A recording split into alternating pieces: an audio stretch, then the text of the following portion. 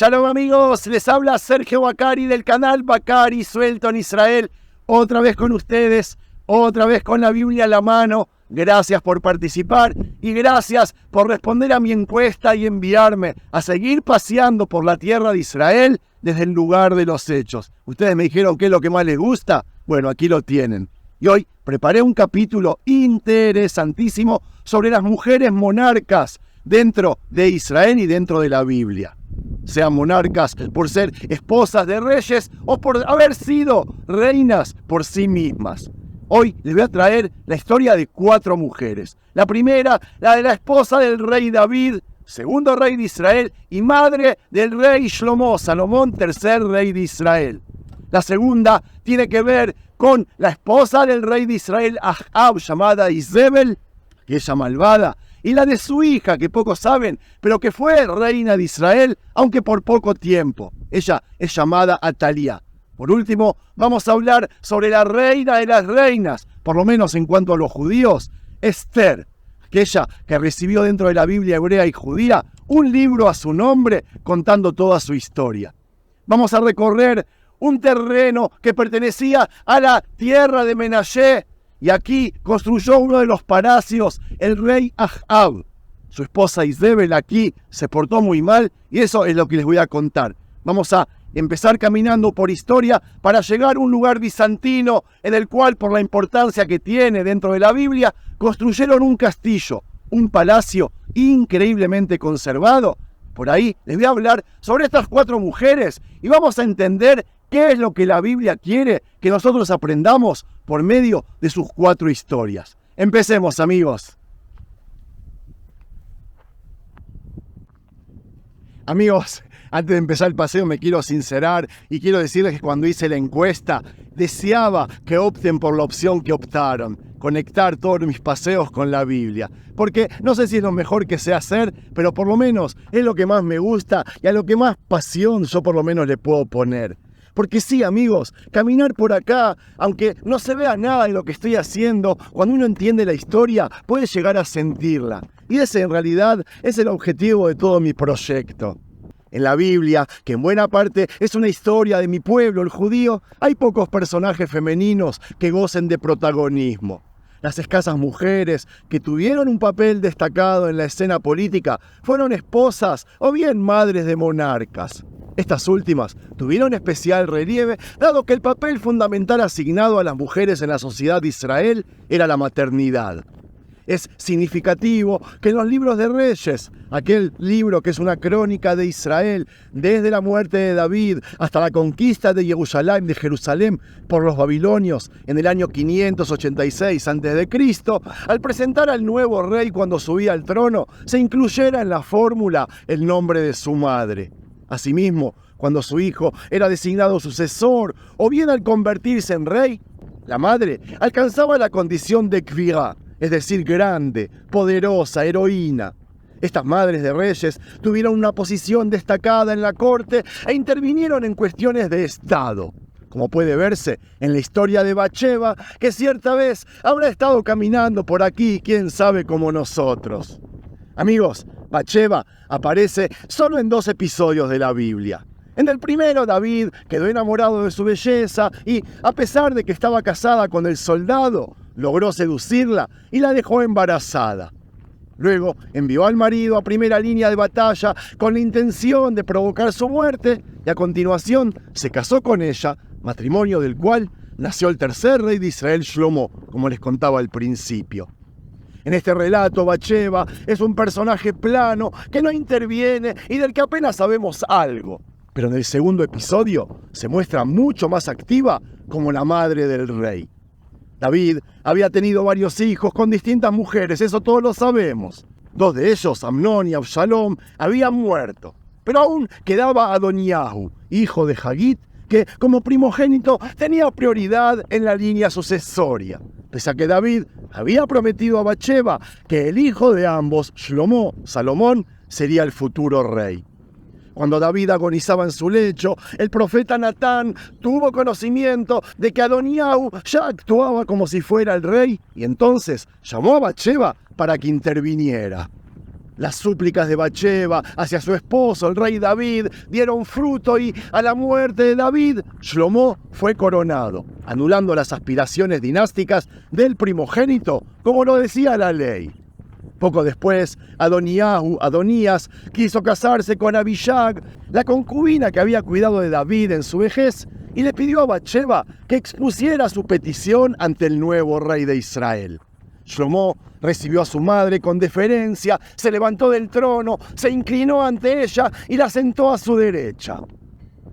Amigos, es verdad, no podemos saber si Bathsheba quiso de verdad ayudar a Adonías o si, por el contrario, intuyó la terrible reacción de su hijo el rey, quien consideró esta petición como un desafío a su poder y ordenó la muerte de su hermanastro. Sea como fuere, este episodio nos muestra la capacidad de persuasión e influencia de Bathsheba, siempre recordada para bien en los libros de la historia judía. Lindo, ¿verdad? Bueno, esta fue una de cal. Ahora entonces tiene que venir una de arena. Hablemos de la malvada Isabel, Jezabel para ustedes.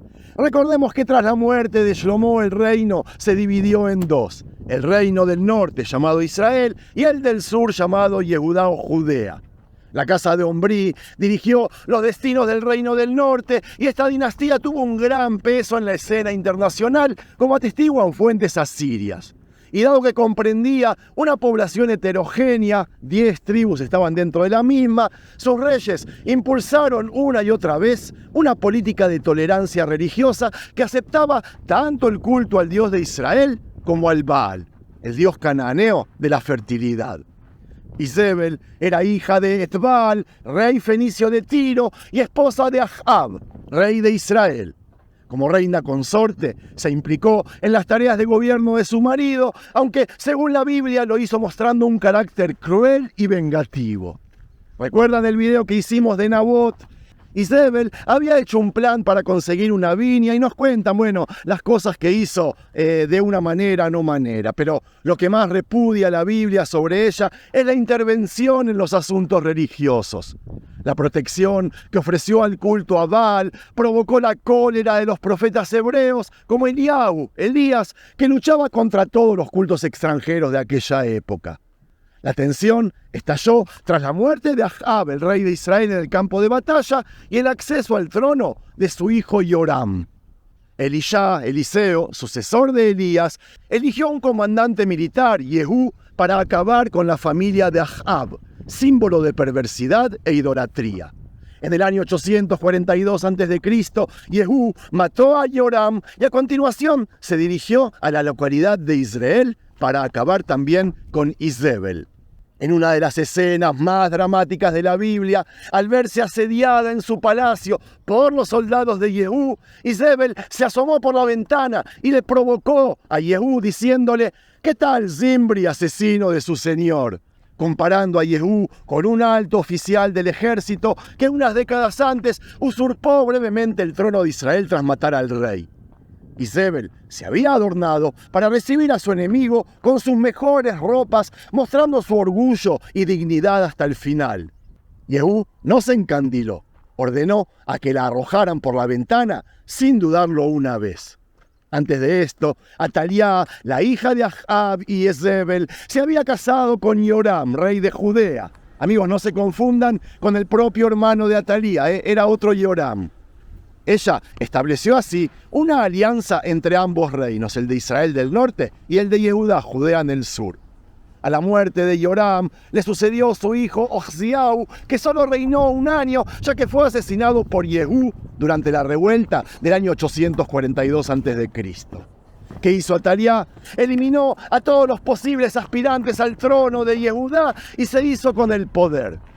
Tan solo escapó su nieto Joash, hijo de Ocosías, que fue ocultado en el templo de Jerusalén. Ella fue la única mujer que, en rigor, ejerció el poder como reina. Atalía gobernó favoreciendo el culto a Baal, aunque no llegó a suprimir el culto al Dios de Israel. Los sacerdotes de Jerusalén la consideraban una usurpadora que se había hecho del trono de una manera ilegal, y eso hizo que unos años más tarde el sacerdote Yehoyadá encabezara una insurrección en la que Joash fue coronado en el templo en presencia de Atalía la cual murió asesinada en el mismo palacio. El final sangriento e ignominioso de Isabel y Atalía está en consonancia con la valoración que la Biblia hace de ellas. No podemos olvidar que uno de los puntos temáticos que vertebran la historia del pueblo de Israel es la creencia de que el contacto con los extranjeros introducía a los cultos de otros dioses. Una cosa que siempre terminaría en asimilación.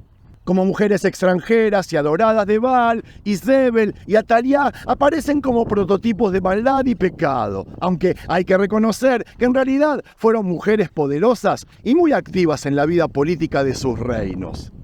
Amigos, vamos a terminar en este hermoso lugar con uno de los personajes femeninos más famosos de la Biblia, Esther, considerada en el judaísmo como la reina por excelencia. El libro de Esther es en realidad una novela de ficción que pretende pasar por histórica. En él se cuenta cómo en la corte persa de Asuero, la reina Vashti se negó a obedecer a su marido y éste la repudió. Se convocó un concurso de belleza para que el rey escoja esposa, al que acudió Esther sin dar a conocer su condición de judía. Esther agradó tanto al rey que éste la prefirió a todas las demás y la coronó como reina. Mientras tanto, el tío de Esther, Mardoqueo creo que se dice, que era funcionario de la corte, intervinió para anular una conjura contra el rey. Pero se ganó la enemistad al mismo tiempo del primer ministro Amán por negarse a doblar la rodilla ante él. Cuando Amán convenció al rey para que emita un edicto de exterminio de los judíos, Mordejai elaboró una estrategia en la que Esther tendría que interceder por su pueblo ante el rey. Quizás ha subido al trono por esta ocasión, le dijo para tratar de convencerla. Esther sabía que nadie puede presentarse ante el rey sin haber sido convocado y que tendrá que descubrirle su condición de judía. Consciente de los riesgos que asumió, esta heroína decidió seguir adelante con el plan. Y como preparación, antes de acudir al palacio, pidió a su tío que reúna a los judíos de Yuya para que ayunen junto a ella durante 3 días y 3 noches. Esther se presentó ante el rey y lo invitó a un banquete.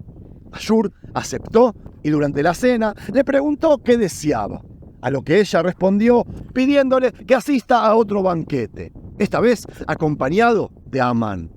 Fue una estrategia que unió su belleza y la embriaguez que produce el vino para crear una atmósfera favorable a su petición, a su plan. Durante este segundo banquete, Esther confesó al monarca su origen judío y le pidió que salve a su pueblo. Al conocer a Asuero que el causante del decreto ha sido Amán, salió al jardín furioso, momento que su ministro aprovechó para arrojarse a los pies de la reina para solicitar clemencia. Cuando el rey regresó, creyó que Amán estaba forzando a su esposa y ordenó que sea castigado con la horca. A continuación, nombró a Mordejai, al tío de Esther, en su lugar y estableció un nuevo decreto que autorizó a los judíos a usar la violencia para poder defenderse. El 13 de Adar, fecha en que los judíos debían ser exterminados, se convirtió en el día de la venganza. Los judíos del imperio persa, amigos, lograron salvarse, como sabemos. Y amigos, para concluir en este hermoso lugar, digamos que como esposas o madres de reyes, Bathsheba, Isabel, Atalía y Esther son descritas en la Biblia como mujeres valerosas y decididas, cuya intervención en los acontecimientos históricos fue determinante. Aunque eso sí, cada una es valorada de diferente manera según los parámetros bíblicos y cómo las juzgó la historia. De todas maneras, todas ellas siguen vigentes en la memoria de nuestra civilización, ni más ni menos que a la altura de muchos hombres. Y eso no es fácil, amigos. Si les gustó este material, no se olviden de regalarle un me gusta. Shalom.